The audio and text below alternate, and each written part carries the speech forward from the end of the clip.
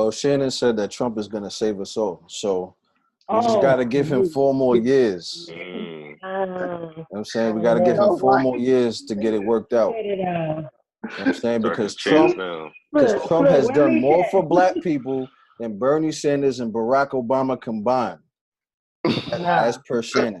Hey, you got it. Yeah, he giving me that smoke because I threw some Bernie Sanders information in the chat the other day.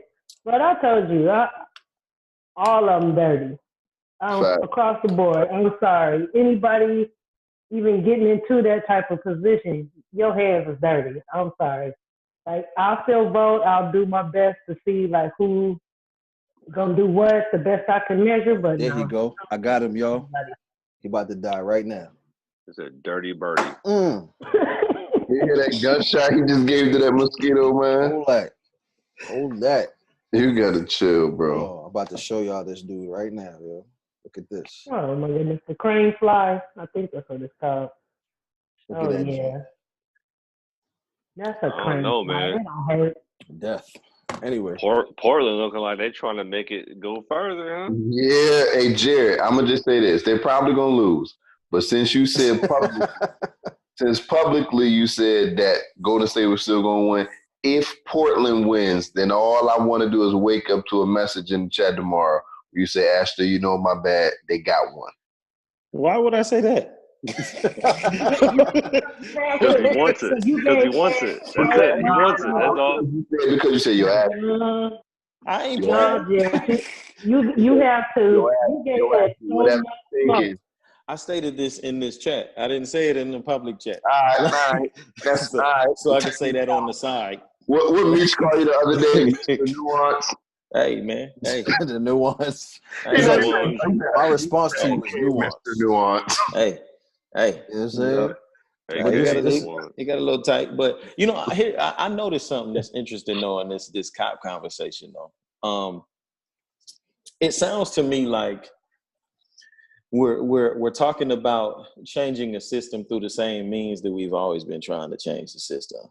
Like the pushback, the protests, the bucking back at cops, all that stuff is, you know, the filing reports and all that. Like we've been doing that for the last. I don't believe in none of that. My point is, we've been doing that for the last like 60 plus years. Like in 2019 at wars least, with 1960 weapons. Yeah, and it's like at the end of the day, though,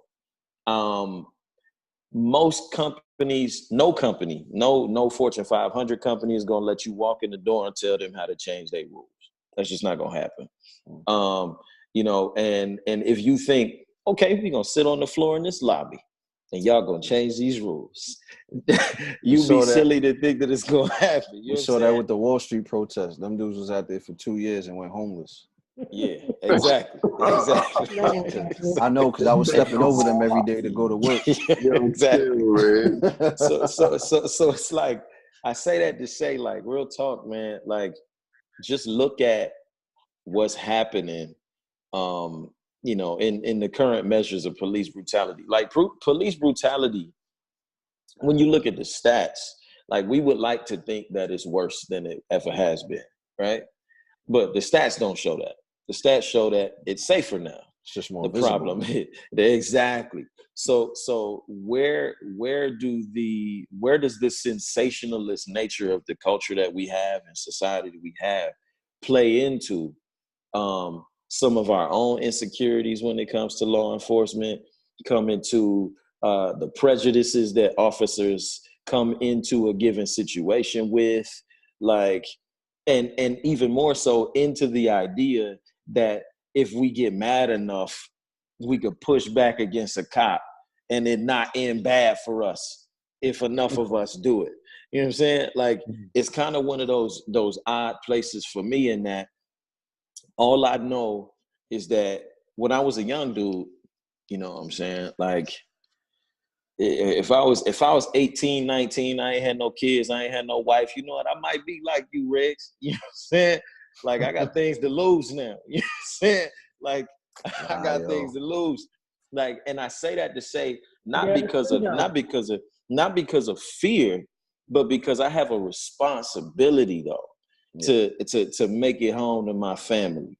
You know, and that doesn't mean to cower in front of authority, because I've had conversations with plenty of cops in my community, my city. I have racial reconciliation meetings with law enforcement and the citizenry.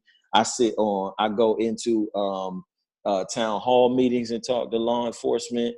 I go into police precincts and offices and talk to law enforcement with groups of people to have these conversations so that police and citizen relations are made a lot more comfortable when it comes to the citizenry. And I'm in a very racist city.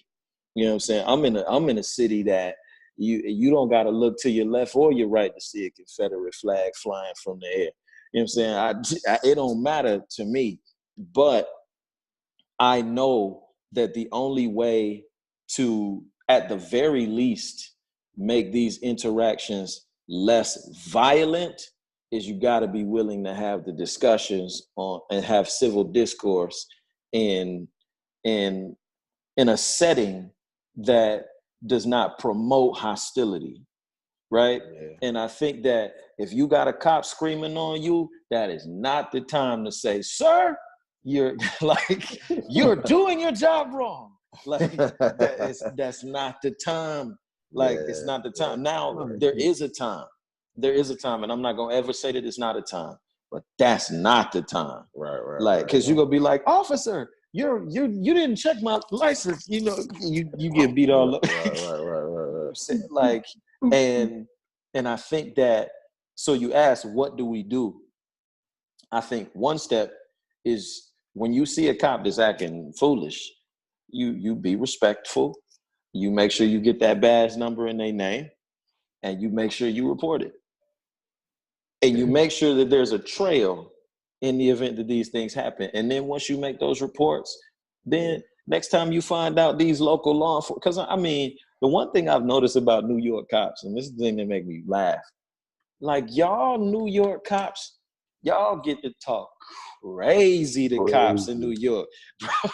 Like, y'all get to talk crazy. Y'all get to jump out the window with y'all cops in New York. Yeah. Bro, if I said 1/64th of the profane words that y'all get to say, like, yo, I'm going to jail, fam. Like, straight up. If I say anything close to what y'all say, if my voice elevate a little bit too quick, if said I'm going in the back of somebody's cop car where I'm at, y'all actually get to talk back to the bullies. You know what I'm saying? Like, I don't get to do that. So what I do is I be like, all right, you won this round, but I'm gonna see you tomorrow though. Like, because I know who your chief is. You know what I'm saying? But do we follow through in that way though? You say what now? I don't see many. I said, but do we follow through in that way though? I don't see many people follow through. Well, you know, most people want change. They're not gonna take it there.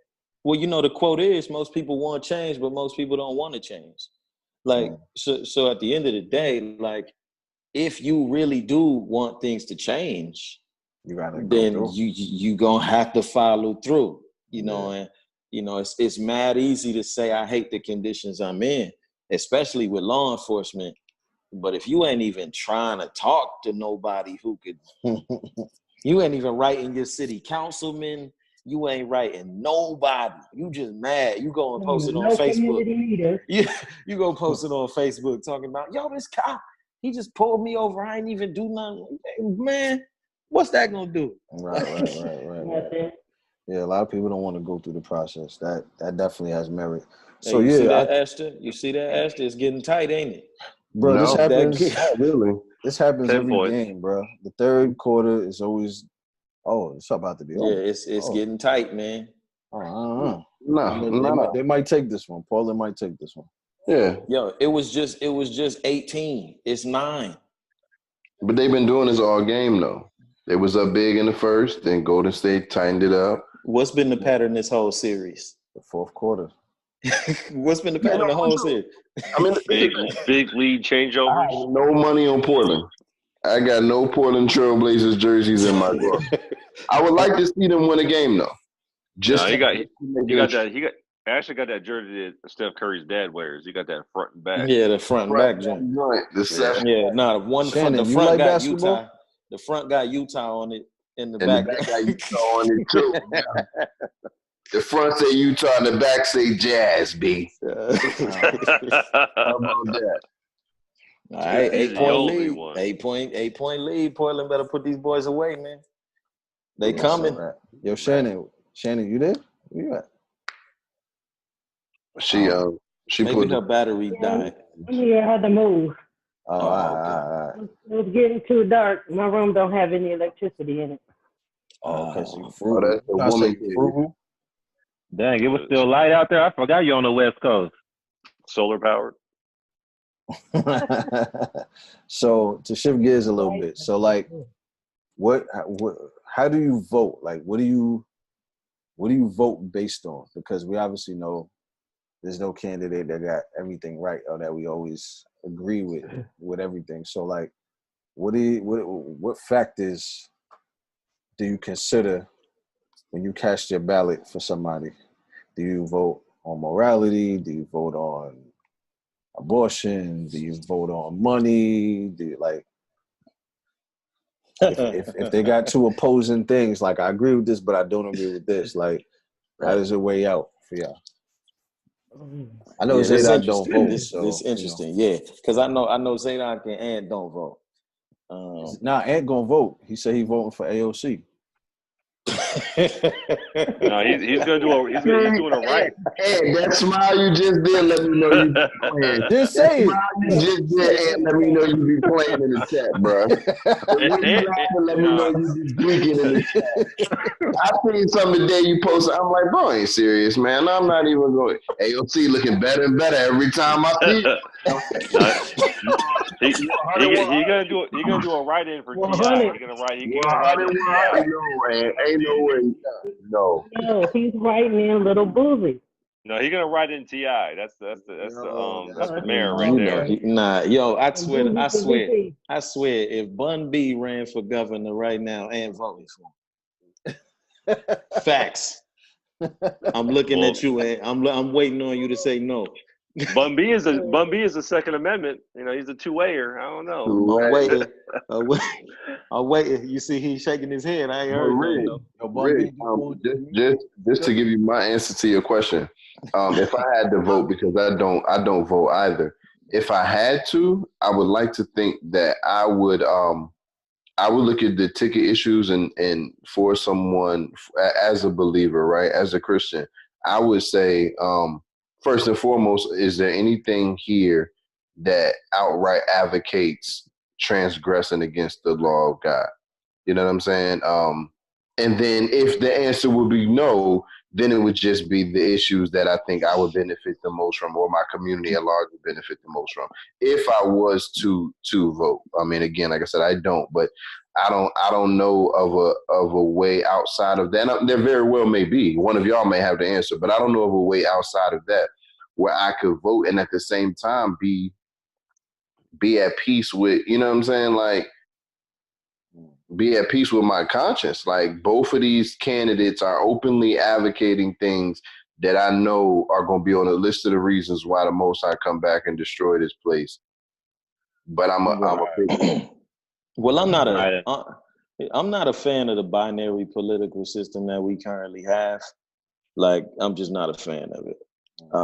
Democrat or Republican, I think they both trash. But generally what I do is I tend to vote in opposition to the two primary parties. Some people would call that throwing away your vote. But I vote according to common interest most of the time, things that are important to me priority-wise. Because I'm pretty, and I'm going to say the word now, I haven't said it this whole time, I'm pretty nuanced. There it is. There it is. Like I'm pretty conservative on social issues, economic issues, but I'm pretty progressive when it comes to criminal justice and environmental stuff. So when it comes to, but I'm also more ideologically in the realm of like, yo, just like stay out of my business, man. Like I really, Like, I'm That really part. kind of like, yeah, come on, man. Like, so when it comes to wars and stuff like that, you know, I really think that the reason why our defense budget is so large is because we always trying to fight everybody. And when you fight everybody, you need a bigger army to make sure that they don't come back and fight you. Like, it kind of is what it is when it comes to that. So I voted for I've never voted for a Republican or a Democrat since I was able to vote. So Like, you always want third party with it. yeah, I never, like, even Barack Obama, like, even when Obama came on the ticket, I was like, yo, he a cool dude, but I don't know what he talking about.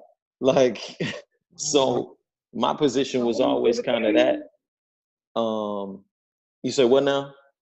So what are you, a libertarian, or you just like straight independent? I'm probably more closely tied to a libertarian view, but at the same time, like, I don't think any particular political party is clean. Yeah, that's me. Like, I don't really see it in that realm.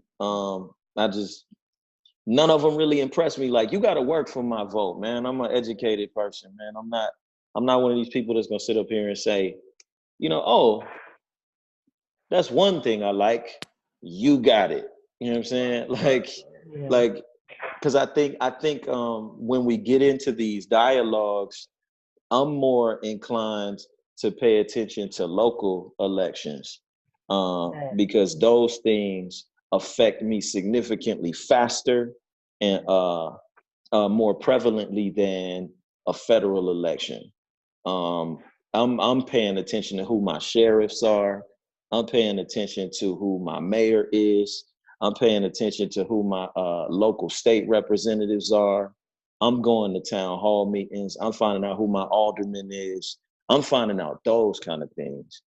Because deep down inside, once you become to the national level and get to national Congress, a lot of the influence to them goes through lobbyists anyway.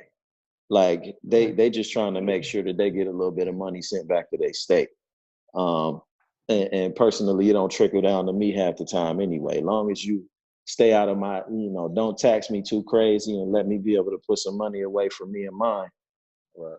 I tend to let it rock along those lines. So you ain't with the AOC 70%, huh? Let me tell you something. Let me break some math down for people, man. Like, this why AOC pissed me off. See, Ant smiling. He about to go in on you. No, this why AOC. He get loose with it. This why AOC pissed me off, man. Like,